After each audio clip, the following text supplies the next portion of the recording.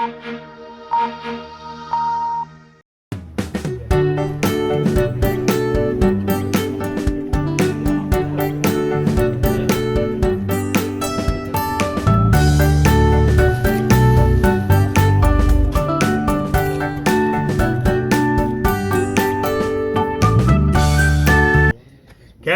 मैं सचिन के साथ हूं हर तरह से और हर संघर्ष में साथ रहूंगा और जो भी किया जाएगा इसे न्याय दिलवाने के लिए वो करा जाएगा। क्यों बालियान साहब, करा जाएगा ना, पूरी लड़ाई लड़ेंगे। यति नरसिंहानंद महाराज की। मैं जूना अखाड़े का महामंडलेश्वर हूँ। मेरा नाम यति नरसिंहानंद गिरी है। मुझे अधिकारियों से इस बारे में कोई बात करने की जरूरत नहीं है। बात करने की कभी जरूरत पड़ेगी तो ऊपर के लोगों से बात करेंगे। अधिकारियों से क्या बात करनी? से बात करी आपने कि नहीं, अभी कोई बात करने की मुझे जरूरत लगी नहीं जी। मुझे लगता है कि अगर अधिकारी मान जाए और योगी जी अधिकारियों को थोड़ा ठीक कर लें तो सब मामले ठीक हो जाएंगे। बाकी ये है कि लोग प्रयास कर रहे हैं, लोगों को समझाने का प्रयास कर रहे हैं, लेकिन दिक्कत क्या है कि समय ऐसा है कि केवल उत्तर प्रदेश में अधिकारी हावी हैं। हम नेताओं से बात करते हैं, नेता कहते हैं जी हमारे हाथ में कुछ नहीं है। मैंने इसके बारे में कुछ यहाँ के जिम्मेदार नेताओं से बात की कि भाई इस तरह से सचिन के साथ जो हो रहा है गलत हो रहा है। कह रहे जी हमारे हाथ में कुछ नहीं है, अधिकारी सब कुछ कर रहे हैं। तो ऐसे में बहुत मुश्किल है। हमारी अधिकारियों से हमारा क्या संपर्क हो सकता है? हम साधु हैं, हमारा अधिकारियों से क्या संपर्क हो सकता है? और हम क्यों उनसे बात करने जाए? वो कोई अच्छा काम कर रहे हो तो चलो शाबाशी देने भी जाएं। हमारे लोगों को कुचल रहे हैं, हमारे लोगों को मार रहे हैं, झूठे मुकदमों में फंसा रहे हैं। तो ये एक बहुत ही बुरा यहाँ पर हो रहा है। न्याय मांगने के लिए जो जा रहे थे कि अभी एक सचिन, अभी आपने खजूरी गांव में देखा होगा, दीपक त्यागी की हत्या हुई। जिसके घर में 6 दिन तक दीपक त्यागी का सिर फ्रिज में रखा रहा, उस पर कोई कार्रवाई अधिकारियों ने नहीं की। जिन लोगों ने उस बेचारे के लिए न्याय मांगा उन पर सब पर मुकदमे दर्ज हुए हैं। तो ऐसे में क्या, किससे क्या उम्मीद करें और किससे क्या बात करें? यति जी, आप खुद भी इसी तरह के मामलों से प्रताड़ित हैं? बहुत प्रताड़ित है जी, बहुत प्रताड़ित है, बहुत ज्यादा प्रताड़ित है। हम अधिकारियों की मनमानी से बहुत ज्यादा प्रताड़ित है और कोई भी हमारी न्यायपूर्ण जो मांग होती है अधिकारी उसे उठने नहीं देना चाहते। यह बहुत ही दुखद है। इसीलिए मैं सचिन का दर्द समझ के यहाँ आया हूं। मुझे पता है कि अधिकारी क्या कर रहे हैं। जो हमारे साथ हो रहा है गाजियाबाद में, वो इसके साथ यहाँ पे हो रहा है, बिट्टू सिंघेड़ा और ऐसे लोगों के साथ मुजफ्फरनगर में हो रहा है। अधिकारियों के केवल चेहरे बदल रहे हैं, कार्यप्रणाली वही है जो समाजवादी पार्टी के और बसपा के समय में थी। अधिकारी उसी कार्यप्रणाली के, बल्कि उससे भी ज्यादा दमन पर उतरे हुए हैं, हमारे दमन पर। तो आप मान रहे हैं कि योगी जी जो हैं आपकी और आपके जो समर्थक हैं उनकी बात नहीं सुन रहे? देखिए, योगी जी सुनते हैं। योगी जी को पता चलती है तो कार्रवाई भी होती है।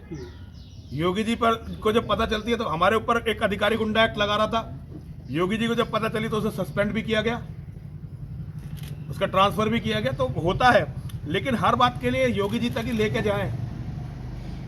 अब ऐसे कैसे चलेगा? इस सिस्टम में कुछ बदलाव होना चाहिए। और ये मेरा आप लोगों के माध्यम से योगी जी से ही निवेदन है। हम योगी जी का बहुत सम्मान करते हैं, हम योगी जी के समर्थक हैं, योगी जी को हम अपना अगुवा मानते हैं, अपना नेता मानते हैं। और हम ये मानते हैं कि एक संत के हाथ में जो सत्ता है तो अन्याय नहीं होगा। लेकिन जो बीच के लोग योगी जी को बदनाम करने का ये प्रयास कर रहे हैं, बहुत निंदनीय है। ऐसे में अगर संघर्ष होता है तो नरसिंहानंद हमेशा कार्यकर्ताओं अपने साथियों के साथ खड़ा होगा। मैं तो सचिन के साथ रहूंगा, हर संघर्ष में सचिन के साथ रहूंगा। और मेरा ये निवेदन है यहाँ के पुलिस और प्रशासनिक अधिकारियों से, न्याय करिए। ये कुर्सी जिस पे आप बैठकर आज बहुत लोगों का दमन कर रही है, बहुत दिन तक नहीं रहने वाली है। कल को आप सबके बच्चे इसी समाज में रहने वाले हैं। अगर इस समाज को आप हमास का समर्थक बना के छोड़ देंगे तो कल को जो हमास ने इजराइल में 1-1 साल के बच्चों के साथ किया, गर्दनें काटी और फुटबॉल खेली, मरी हुई औरतों के साथ बलात्कार किया, लोगों के कलेजे जिंदा लोगों के कलेजे निकाल कर खुद ही वीडियो बनाए, वीडियो किसी और ने नहीं बनाए, छोटे छोटे बच्चों को ओवन में रख दिया। जो किताब वहां के लोगों ने पढ़ी है ना, उस किताब को पढ़ने वाले यहाँ कम से कम 30 करोड़ हैं। आज हमें मरवा दो, नंबर तुम्हारे सबके बच्चों का भी आना है। इस आग से बचना कोई नहीं है, यहां तक कि इस आग को लगाने वाले भी नहीं बचने वाले। तो मेरा अनुरोध अधिकारियों से भी है, जैसा समाज ये अधिकारी बना देंगे, कल को इनके बच्चों को उसी समाज में रहना है।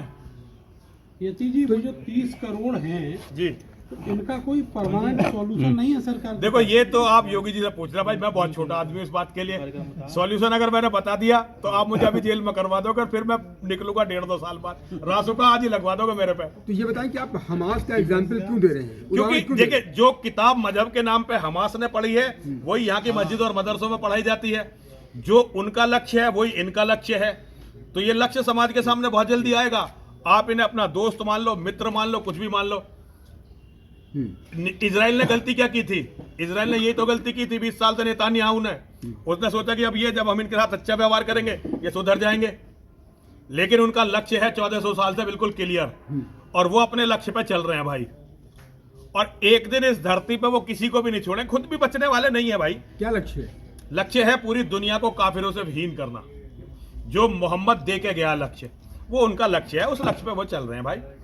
इसमें कोई नई बात तो है नहीं। भारत देश तो एकता की मिसाल है। भारत देश एकता की मिसाल न कभी था न कभी होगा। भारत में जहां मुसलमानों की आबादी बढ़ती रही वही हिस्सा टूट गया।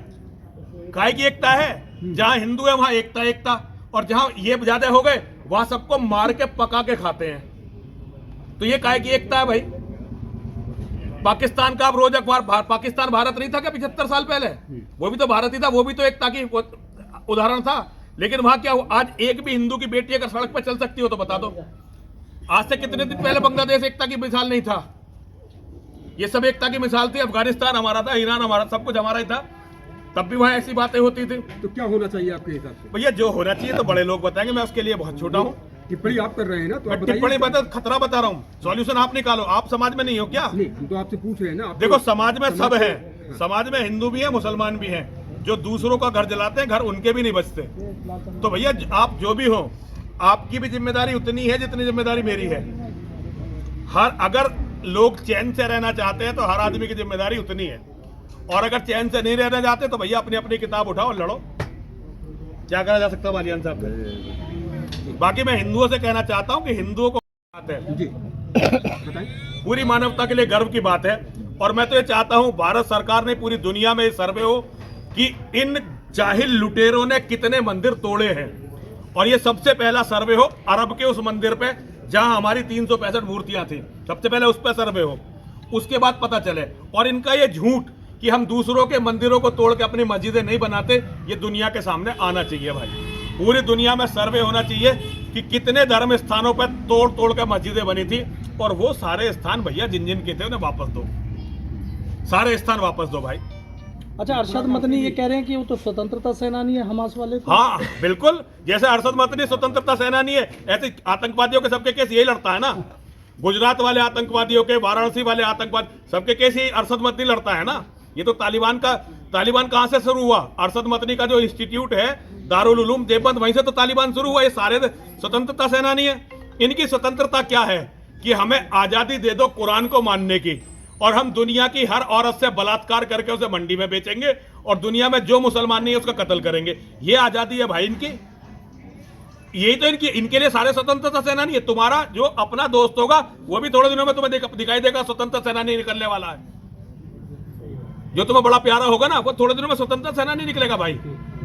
इसमें कोई नई बात नहीं है भाई। ये सब स्वतंत्रता से, मदनी भी स्वतंत्रता सेनानी, सब स्वतंत्रता सेनानी है ये। अच्छा सर, ये स्वामी प्रसाद मौर्य कुछ भी बोल जाते हैं अचानक। देखिए ये उनसे पूछना चाहिए, उनके बारे में मैं क्या कहूँ। अच्छा नहीं, अब नहीं ये तो उनसे पूछना। मेरा विषय जो है, मेरा विषय इस्लाम का जिहाद है, और मैंने उसी की स्टडी करी है। बाकी मैं तो अपने धर्म को भी कम ही जानता हूँ। मैं इस्लाम के जिहाद के बारे में कुछ भी पूछना बिल्कुल बेलाग ऐसे बताऊंगा जैसे बोल रहा हूँ, कुछ भी पूछो। तो भैया मेरे अलग अलग विषय हैं, और धर्माचार्य से, और स्वामी प्रसाद मौर्य पे बोलने वाले हजारों धर्माचार्य हैं। एक मुझसे उसके बारे में, विचारे के बारे में क्यों पूछना? और आप साफ बोल जाते हैं ना महाराज जी। तो भाई इस्लाम के जिहाद पूछो, कुछ भी पूछो।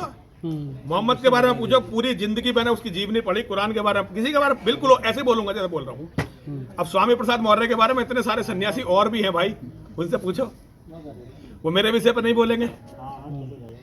खैर मैं सचिन के साथ हूँ हर तरह से, और हर संघर्ष में साथ रहूंगा, और जो भी किया जाएगा इसे न्याय दिलवाने के लिए वो करा जाएगा। क्यों बालियान साहब, करा जाएगा ना, पूरी लड़ाई लड़ेंगे। यति नरसिंहानंद महाराज की जय।